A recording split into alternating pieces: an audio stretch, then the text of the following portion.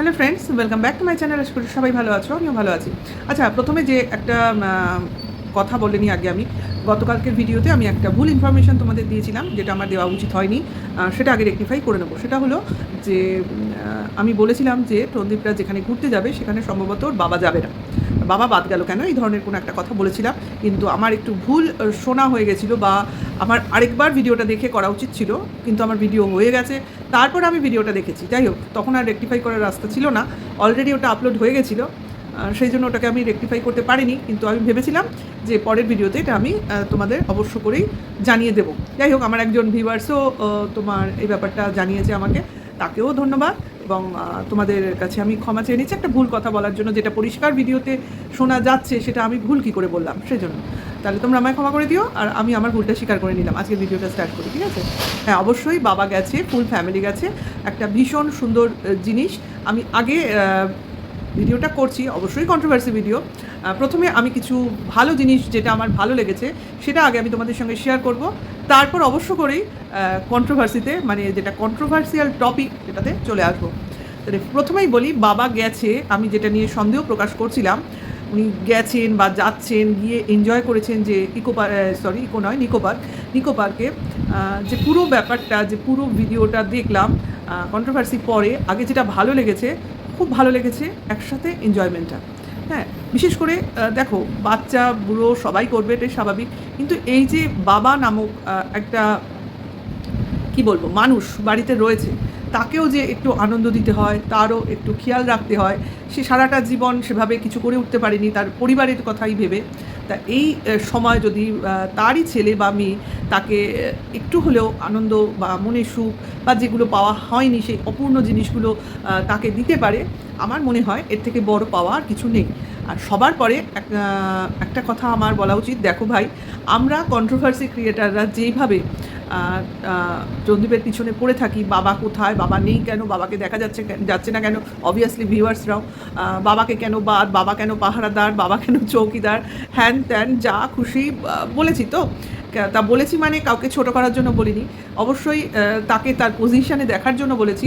এবং সেই জিনিসটা যখন আমাদের বলার পর সাকসেস হয়, তাকে তার পজিশানে দেখতে পাই, তাকে আমরা যেভাবে দেখতে চেয়েছিলাম সেভাবে দেখতে পাই, সত্যিকারের ভীষণ ভীষণ ভালো লাগে।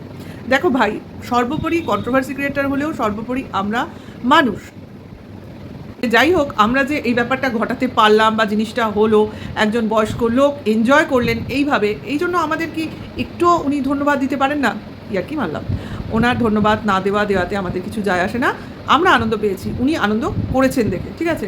দেখো ভাই, সবাই মানুষের সম্মানটুকু পাক, এইটুকু আমাদের চাহিদা, বাস, আর কিছু না।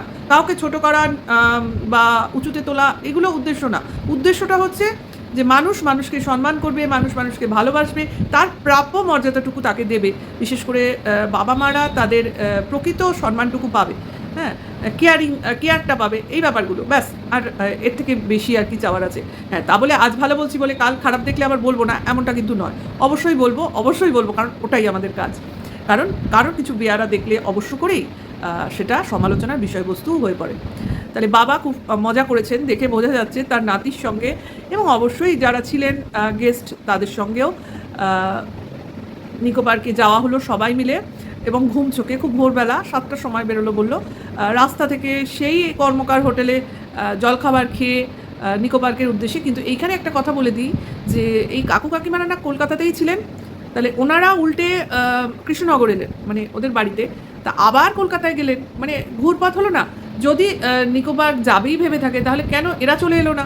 এখান থেকে এদের সুবিধা হতো, মানে বারবার আপ ডাউন হচ্ছে। একবারে নিকো পার্ক ঘুরে তারপর ওদের বাড়িতে যেত, তারপর মায়াপুর যেত, ব্যাপারটা ঠিক পরিষ্কার হয় না। এরপরেও বোধহয় আরেকটা ট্যুর আছে, কারণ ইনস্টাগ্রামে ফটো চলে এসছে দেখলাম, যদ্দূর দেখে আমার মনে হচ্ছে ওটা কোনো সমুদ্র সৈকত। এখন কোথায় গেছে, কি গেছে, দেখা যাক। কারণ এখন মোটামুটি ঘোরার মুডে রয়েছে রঞ্জিত। কেন এত ঘুরে বেড়াচ্ছে কেন? তোমরা কি কিছু মাথায় ঢুকছে তোমাদের? মনে হচ্ছে না কীরকম যেন পালিয়ে বেড়াচ্ছে, বাড়িতে মন টিকছে না? কী হচ্ছে ভেতরে, কি সেরকম কোনো খবর আছে? কি জানে বাবা। যাই হোক, যাই থাকুক, যাই ঘুরুক, বাড়ি তো ফিরতেই হবে। রাজপ্রাসাদ কতদিন আর ফাঁকা রাখা যাবে? তাহলে খুব গরমের মধ্যে নিকো পার্কে ঘোরা, কেউ গরমের মধ্যে নিকো পার্ক যায়? আমরা তো জানি এইসব জায়গায় শীতকালে ঘুরতে হয়, তাই না? কারণ হালকা হালকা রোদ ঠান্ডা হাওয়া, তবে এইসব জায়গা ঘোরা সুবিধা। কারণ অনেক বড় জায়গা, ফাঁকা জায়গা, ঘুরতে চড়তে গরমে খুবই অসুবিধা, গায়ে রোদ লাগবেই। কারা এরমভাবে যায়। হ্যাঁ, ওখানে ওয়াটার পার্কটা হওয়াতে জিনিসটা অনেকটা আরামদায়ক হয়েছে, এবং সত্যিকারে ওয়াটার পার্কটা সত্যিই সুন্দর। কিন্তু আমার জিনিসটা ভালো লাগে না, কেন লাগে না পরে বলছি। যাই হোক, তোমার বিভিন্ন রাইডে চড়লো, দেখলাম। বিশেষ করে ভালো লেগেছে হচ্ছে 3D ওই সিনেমাটা, প্লাস তোমার ওই যে ছাতার মতো গাড়িটা, এবং ওই ঘোড়াটা যেটা কিনা আপ ডাউন করে, লাফায় ঘোড়াটা, ওটা বেশ, এটা তো সব ফরেন কান্ট্রিতেই থাকে, এখন এখানে নতুন নতুন হয়েছে, ভালো লাগে এগুলো দেখতে। রাইডগুলো সুন্দর, তবে টিকিটের যে প্রাইসটা বললো ওটা মনে হয় অনেকটা বেশি, মনে হয় সব রাইড অল ওভার টিকিট কেটে নিয়েছে। এতটাও কিন্তু টিকিটের টাকা নয়। আমরা যতদূর জানি একটা এন্ট্রি ফি থাকে, তারপর তুমি আলাদা আলাদা রাইড চুজ করে অবশ্য করে টিকিট কাটতে পারো ভেতরে ঢুকে। এমন নয় তুমি বাইরে থেকেই সমস্ত টিকিট কেটে ঢুকবে, হয়তো কিছু কিছু টিকিট কাটতে লাগে, সব নয়, ঠিক আছে। তাই যেটা বললো ওই 1150 ওই যে টিকিটটা, ওটা মনে হয় ওরা সব রাইডের একসঙ্গে টিকিটটা কেটে নিয়েছে। অতটাও ভাড়া মানে রেস্ট্রিক্টেড নয়, ইচ্ছে হলে তোমার চুজিও তুমি হতে পারো। যাই হোক, সেটা কথা নয়। কথাটা হচ্ছে ওরা ঢুকলো, ঘুরলো, গরমে কষ্ট পাচ্ছে। হ্যাঁ, সত্যি গরমে কষ্ট হয়, কিন্তু ঘুরতে যাব, কষ্ট করব না সেটা বললে তো হয় না। তারপর তোমরা জেনে শুনেই যাচ্ছ আমি গরমে যাচ্ছি। একদিন আগেই মায়াপুরে গিয়ে ঠাকুরের ভোগ খেতে পারলো না গরমে, সেখানে নিকোভার গিয়ে এটা তো হবে, এটা তো স্বাভাবিক। যাই হোক, মেইনলি অ্যাট্রাকশন ছিল ওয়াটার পার্কটা, তো সেখানেই অ্যাটলিস্ট লাস্টে যাওয়ার শুরু হলো, মানে প্রস্তুতি নিল। কিন্তু যেটা হলো শুরুতেই পোশাক, হ্যাঁ অবশ্যই ওখানে তো শাড়ি সালোয়ার এগুলো চলবে না, তোমাকে গেঞ্জি প্যান্ট পরতে হবে, আর সুইমস্যুট যা ইচ্ছা পরো। কিন্তু সমস্যা হচ্ছে বয়স্ক মহিলাদের। তা টন্দীপের মা প্রথমে তো বেশ জিজ্ঞাসা, কি করব না করব, তা গেঞ্জি প্যান্ট পরে নামতে হবে। তা আমরা দেখতে পাইনি উনি কী করেছেন, কিন্তু নেমেছেন এটা 100% শিওর। কী করে শিওরিটি নিলাম, কারণ ওনার চুল ভিজেছিল উনি যখন বেরোলেন ওখান থেকে, কাজে অবশ্যই নেমেছেন। না নামলে ওনাকে অন্য ক্যামেরা হাতে আমরা দেখতে পেতাম। তা অবশ্যই নয়, সবাই ড্রেস ভাড়া নিয়েছেন সম্ভবত, ওর মার তো নেই, ড্রেস ভাড়া নেবেই মেয়েরা, আর ছেলেরা মনে হয় নিজের নিজের ড্রেস নিয়ে গেছিলো। টন্দীপের বাবা মনে হয় ভাড়া নিয়েছিল, মানে যাদের যাদের দরকার তারা তারা ভাড়া নিয়েছিল, যারা বাড়ি থেকে ক্যারি করে নিয়ে গেছে, এই হলো কথা, মোদ্দা কথা। তা ওই কাকুর কাকিমা যদি ড্রেস পরতে পারেন, সেখানে টন্দীপের মতো পরতেই পারেন। শাড়ি পরার থেকে আমার মনে হয় গেঞ্জি প্যান্ট যদি ঢোলা ঢোলা পরা যায়, অতটাও দৃষ্টিকটু লাগে না। কারণ উনি পড়েছেন, সেখানে টন্দীপের মাকে কতটা খারাপ লাগবে, কিন্তু উনি ক্যামেরায় আসেননি, সম্ভবত এই কন্ট্রোভার্সির কারণেই আসেননি, এটা তো বোঝা গেল। এই কারণে উনি আসতে চাননি। তারপর ব্যক্তিগত লজ্জাও থাকতে পারে, হতেই পারে কোনোদিন পড়েনি তার জন্য আসেননি। ওনাকে তো আমরা সালোয়ার পরেও কোনোদিন দেখিনি, তাই না? আচ্ছা, এটা হতে পারে, এটা ব্যক্তি বিশেষের ব্যক্তিগত ব্যাপার, কিন্তু উনিও জলে নেমেছিলেন, এটা কিন্তু শিওর। সেটা খুব এনজয় করেছে এবং জল খুব ভালোবাসে, তার জন্যই আমি দীঘার কথাটা বলেছিলাম যে পুরী তো যাবে না, মনে হয় দীঘা যাবে। তা সেটা না হয় নিকো পার্ক হয়েছে, যাই ওয়াটার পার্ক তো বটে, জল জিনিসটা বাচ্চাটা ভালোবাসে, হুড়োহুড়ি করা যায় না, বাচ্চাটা জল দেখলে খুব আনন্দ পায়। যাই হোক, খুব এনজয় করেছে। বড়রা কী করেছে সেটার সাইডে, বাচ্চাটা খুব এনজয় করেছে, এবং টন্দীপ চেষ্টা করেছে পুরো পার্কটাকে মোটামুটি একটা কভার করতে। হ্যাঁ, কভারটা ভালোই করেছে এবং ভালো মতো দেখতে পেয়েছি। এইবারে বলি যে কেন আমার ওয়াটার পার্কটা অতটাও পছন্দ না। একে তো ভাই গরমকালে গেলে প্রচণ্ড ভিড় হয়, এটা শীতকালে কিন্তু এটা হবে না, অতটা হবে না, জলের মধ্যে বেশিক্ষণ কেউ থাকবে না। এবার গরমকালে ম্যাক্সিমাম লোক জলের মধ্যেই থাকতে চাইবে।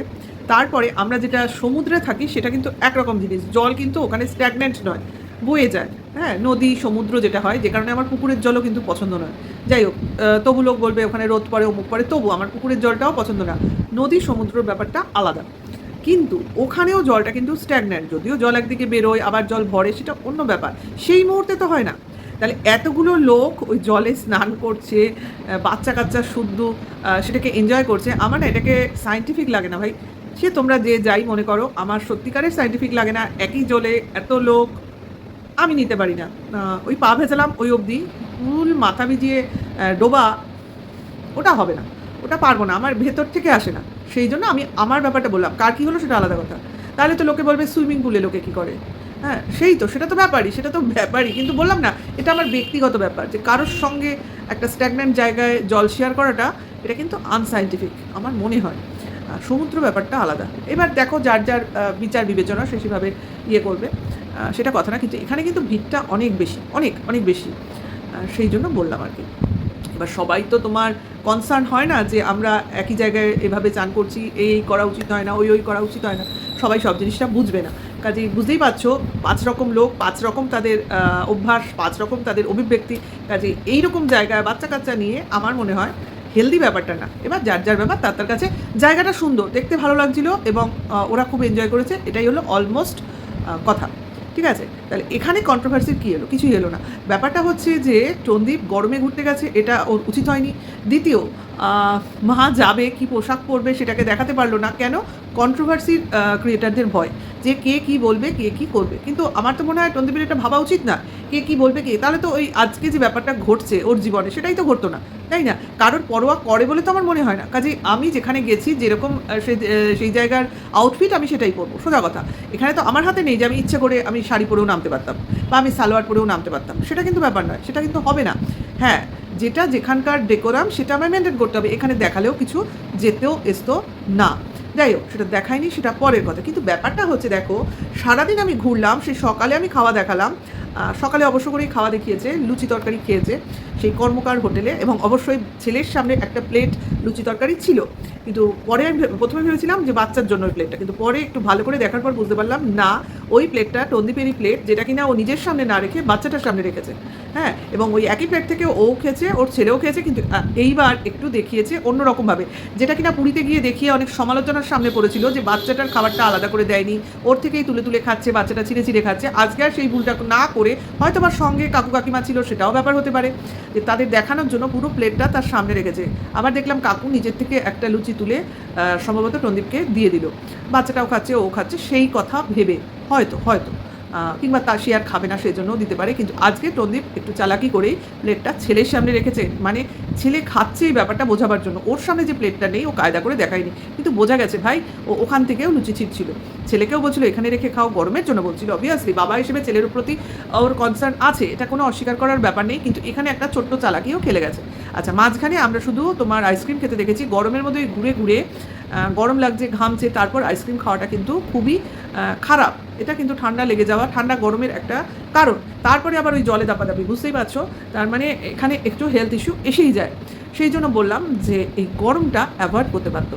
যাই হোক, শেষমেশ এদের সারাদিনটা এখানে কাটলো, সারাদিন ঘোরা, লাফানো ঝাঁপানো সমস্ত কিছু হলো, কিন্তু এরা খেলো না। সেটা প্রদীপ নিজে মুখেই বললো, আমার খুঁজতে হয়নি, প্রদীপ বললো লাঞ্চটা হয়নি।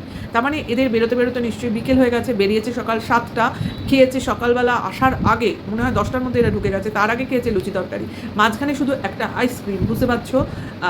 ব্যাস এরপর অত পরিশ্রম, চান করলে কিন্তু খুব পরিশ্রম হয় জলের মধ্যে, তার মধ্যে অনেক রাইড ছিল, সেগুলোও আমরা দেখছিলাম, প্রদীপ উঠেছিল, বাচ্চাটা শুধু দাবাদাবিই করছিল। কিন্তু যাই হোক, জলের মধ্যে তোমার থাকলে প্রচুর পরিশ্রম হয়, জলের একটা ধাক্কার ব্যাপার থাকে, তো সেরকম দেখবে সমুদ্রেও স্নান করার পর প্রচুর খিদে পায়, এরকম ব্যাপার। এদের লাঞ্চ কিন্তু অত বেলা অবধি হয়নি, একটা বাচ্চার সঙ্গে রয়েছে সেটা ভেবেও এরা কিন্তু লাঞ্চ করেনি। ওখান থেকে বেরোবে, তারপর কোনো হোটেলে গিয়ে লাঞ্চ করবে, মনে হয় আগামী ব্লগে সেটা আমরা দেখতে পাবো, হয়তো হয়তো হয়তো লাগিয়ে দিলাম একটা।